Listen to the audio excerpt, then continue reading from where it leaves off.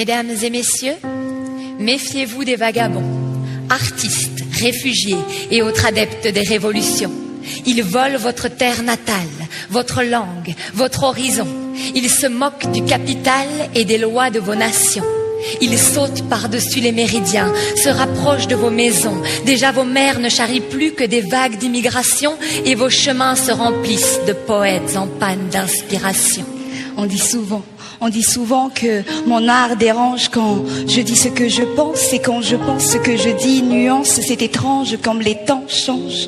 On dit souvent que mon art porte préjudice, on me plaide coupable d'utiliser mes mots à ma guise. Moi qui n'ai que les mots en guise d'armes, je les aiguise car c'est la justice que je vise.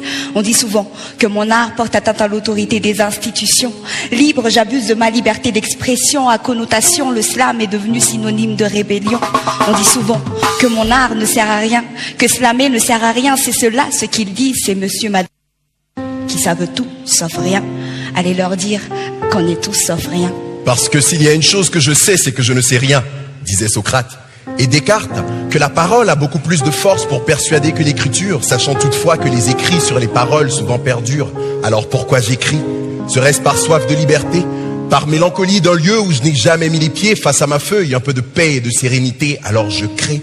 Toujours en quête de raison, souvent de se le dire et de partir sans raison. Oui, j'ai soif de liberté. Mélancolique d'un lieu où je n'ai jamais mis les pieds, que l'humain n'a pas souillé, où la liberté des uns s'arrête encore là où commence celle des autres.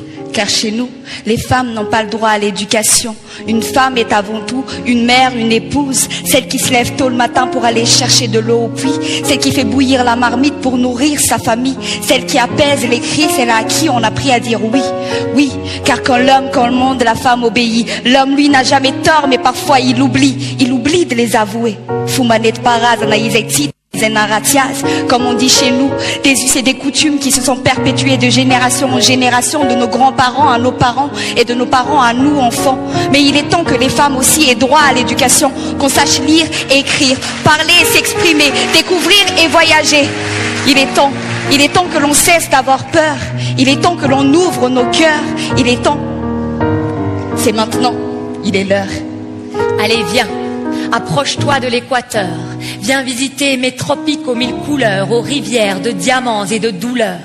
Bidonville, c'est ailleurs, c'est ici. Bidonville, les étudiants au fond des mines et au cimetière les mineurs, puisque la valeur de la pierre augmente à chaque fois qu'une vie se meurt. Enfants alignés sur les trottoirs, enfants caïds, enfants voleurs, entassés dans les dortoirs. Pendant ce temps, chez les pêcheurs, on ne tire que des filets vides. On craint toujours le paludisme et on regarde sa petite sœur accoucher d'une 5e fille. Alors, reste les siens à nourrir. Poissons envolés, fruits confisqués, moissons exportées, chiffres tronqués. Alors je pars pour elle, pour lui, puisque l'espoir n'a pas de prix. Alors, je prie. Non, je ne prierai pas.